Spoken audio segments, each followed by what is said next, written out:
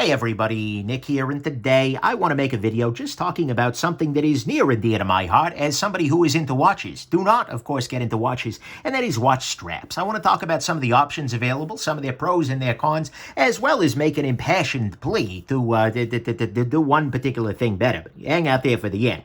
But my goal here is to talk about some of the options out there and give a little bit of information.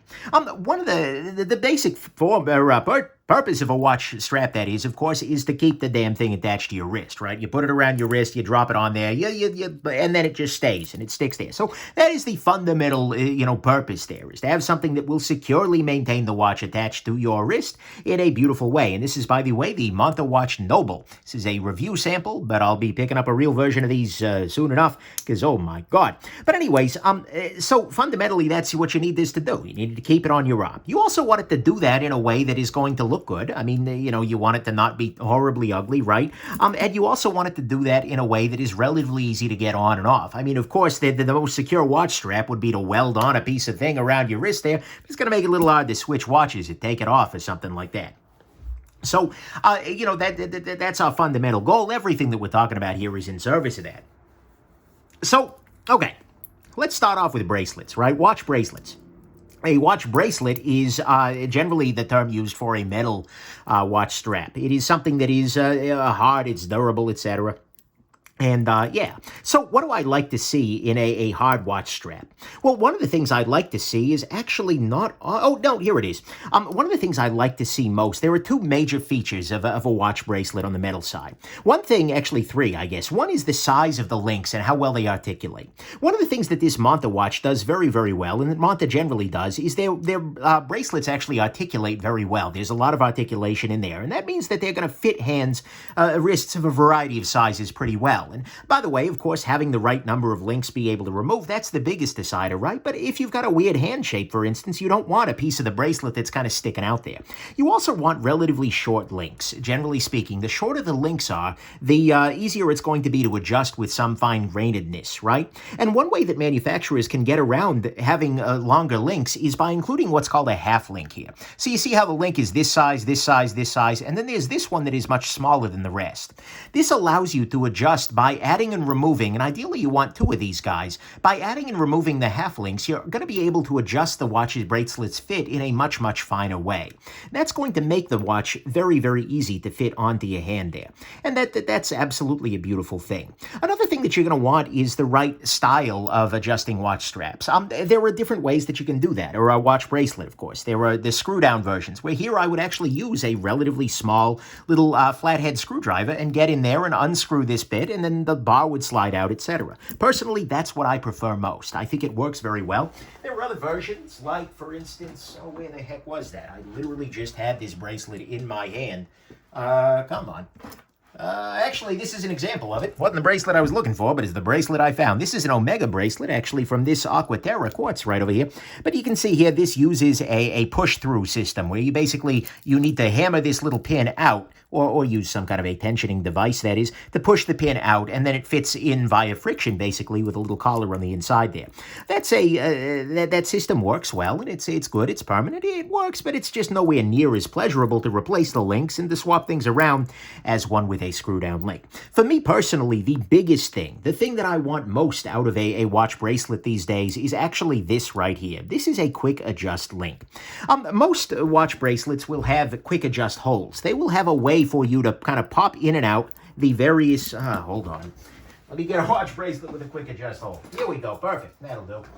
Most watch bracelets will have a quick adjust hole, where you've got hole, and you can, by using a little tool here, you can pop that in there and make it so that this bracelet is a little bit shorter. If you move this way, then the whole bracelet gets shorter by about 1 millimeter and change. If you pull it the other way, that's a great thing. It's a good idea, and it makes it so the bracelet will wear more comfortably. But what's better still is if you can do that at any time. The Monta here has a system where you've got a bunch of little gradations in the inside there, and then when you slide this down and press it back down, the bracelet gets shorter. If you pull it back up and press this way, the bracelet gets longer. This allows you to adjust the bracelet on an ongoing basis, that is, to your wrist, to the swelling and shrinkings, I suppose, of your wrist itself. And that is an absolutely beautiful thing.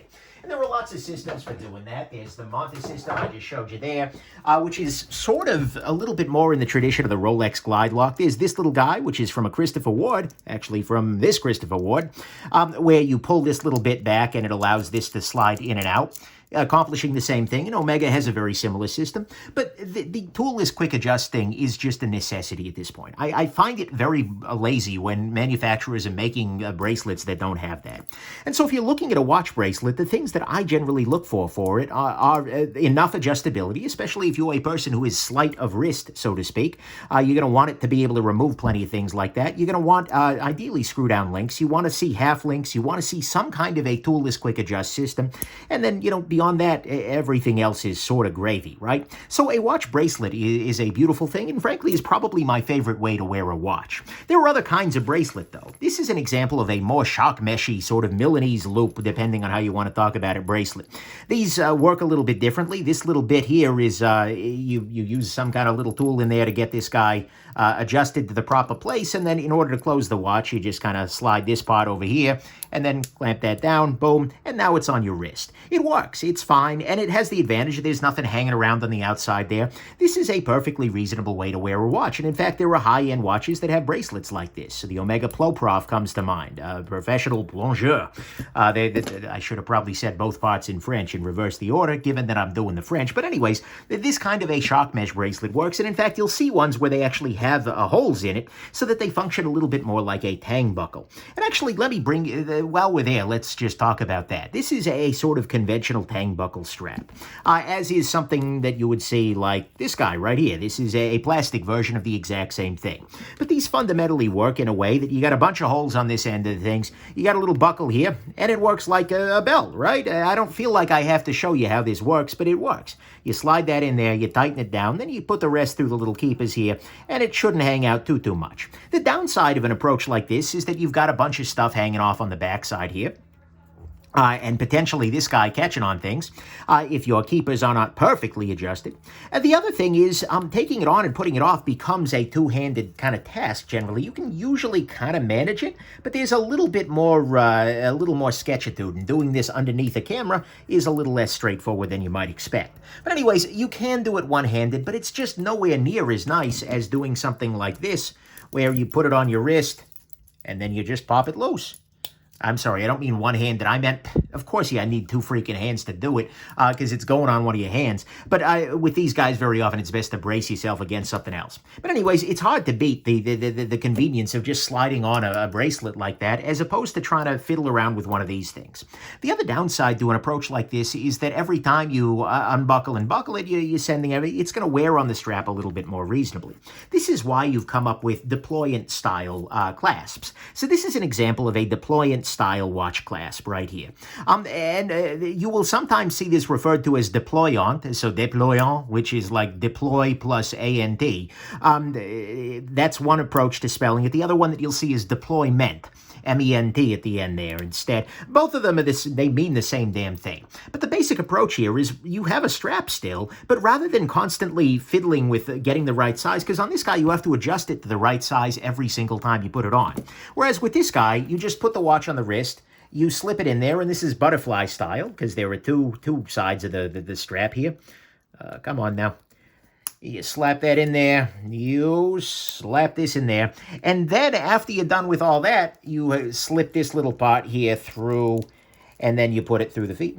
And so this has the advantage of you've never had to adjust which hole you're using because you just know what size it is, right? This is, by the way, the Omega Aqua Terra Quartz. This was a AWCI Build-A-Watch style thing. This is a Citizen BM8180, and this is a Casio F108, I believe.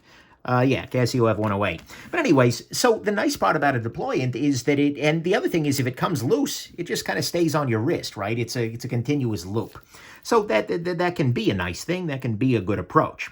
But anyways, so Deployants can be done like this. But the thing is, they shouldn't be. I hate this particular style of deployant clasp, where it's got the tongue hanging out the back. I call these ahegao deployant clasps, because the tongue is just hanging out there looking up at you stupidly, right? That's how this works, and I really dislike these, because there is a better way. These are often referred to as a Breitling-style deployant clasp, but where instead of having the tongue on the outside, the tongue sits inside the clasp. And so when you clasp the damn thing up, the outside of the watch is very clearly in there. And this is, by the way, a Christopher Ward C65 compressor on a Christopher Ward deployant clasp. This is great because the outside of this is completely smooth. There is really not much to catch anything on. You're not having to, every time you put the watch on, put the tongue through the damn keepers, make sure the keepers are in the right place, this part isn't hanging. No, this is dumb. This is the way to do this properly. And then the extra just stays in there. And if you need a little bit of extra space, you went a little heavy on the salted dinner, what you can do is just pull this out and then adjust the strap to the next little hole there, and that gives you a little bit of extra space, right? So this is the way to do a deployant clasp. It has all the benefits of a deployant clasp without the damn tongue hanging out there looking confused, right? So I very much appreciate this. And in fact, this particular clasp is a Christopher Ward clasp. It didn't come on this particular watch, but I've just bought two of these because they're so damn good. It's very well done. And this is the leather from Christopher Ward. This is actually a piece of a pair of straps that I had made by K&H Leather, actually, who is a leather worker, on this Grand Seiko here. And so I've got a Christopher Ward clasp on a Grand Seiko, but you know what? It's a good clasp, so it works. And so you can just put this guy on very easy. I mean, it is so damn easy that you just put the watch over your wrist, pull, boom, there you go, it's on, you're good to go, you're in freaking business. So this is how you do a deployant clasp correctly. It is depressingly hard to find a good clasp like this, which is why I keep paying Christopher Ward money for this, because it works very well. If you happen to have a good source for a deployant style clasp that uses the holes here, and is able to, click shut like that without the tongue hanging out, I would love to hear about it down there in the comments, but at the same time, this is, in my mind, the way to do a deployant clasp right. And it's just, yeah, it's better. We're done with this. Stop, watchmakers. Just stop. But not everybody wants to do a strap kind of thing like that. Sometimes people don't like leather particularly, or they just don't like that particular style of things. So that brings us to the last kind of strap I'm going to talk about with you today, and that is your webbing or nylon straps. This is an example right here of a Zulu strap. A NATO strap is very similar, except the NATO strap has an additional damn piece of fabric coming in there, an additional ring here that holds the watch in position, so even if I do something like this with a watch on there, it's not going to come off. You don't need that. In practice, the first thing I do with any NATO strap is I remove the damn keeper, which is the name of this extra part, because you don't freaking need it, and it just adds a bunch more hardware to your wrist. But anyways, this is an example of a NATO strap. The way that this works is that you just literally slide this through underneath the spring bars and then out the other side there. The advantage of a NATO-style strap, aside from the fact that they are very cheap, I mean, you can get the highest quality of NATO straps at like 30 or 40 bucks, right? As opposed to you paying, $150 for a deployant clasp or something that's, really worth a damn with nice leather and whatnot. And for bracelets, you can very easily be in the hundreds of dollars, and it has to kind of match the watch or else it's going to look a little funky. The lugs kind of hanging out like that, right? But anyways, NATO straps, they're super duper cheap. They're super duper lightweight. They're very water resistant. But the biggest advantage to a NATO style strap is that they are robust to a watch spring bar failure. This is the thing that everybody always pushes. Let's say the little spring bar, this little piece on the watch right here, one of them goes yeet, disappears entirely. On a NATO style strap, the watch will still be secured by the other spring bar, rather than the watch going into the drink. For instance, if that happened while I was wearing a watch, we'll use this as an example. If I was wearing a watch like this, on this kind of strap, and this spring bar decided, nope, I'm out, and disappeared, the whole watch is no longer secured. You're just going to have this piece of the watch. Here, I'll pop it loose so you can get we are simulating a spring bar failure here. We are simulating. Get ready for the simulation. Oh, yeah. And so now this part is just flopping in the breeze here, and the watch itself can fall off the side of the boat or whatever it is you're doing, fall off the side of your desk or something, which is frankly equally terrifying if you work on a tiled floor, right? But anyways, you are going to have a bad time, so to speak, as opposed to with the NATO strap where it's gripped on the other side there. That's the biggest advantage of these guys, and they're cheap enough that you can get 50,000 of them, and you can change them every day to match your outfit because you don't even need a spring bar tool. You just feed the new one through, etc. NATO straps, they work, they're fine, they do the trick.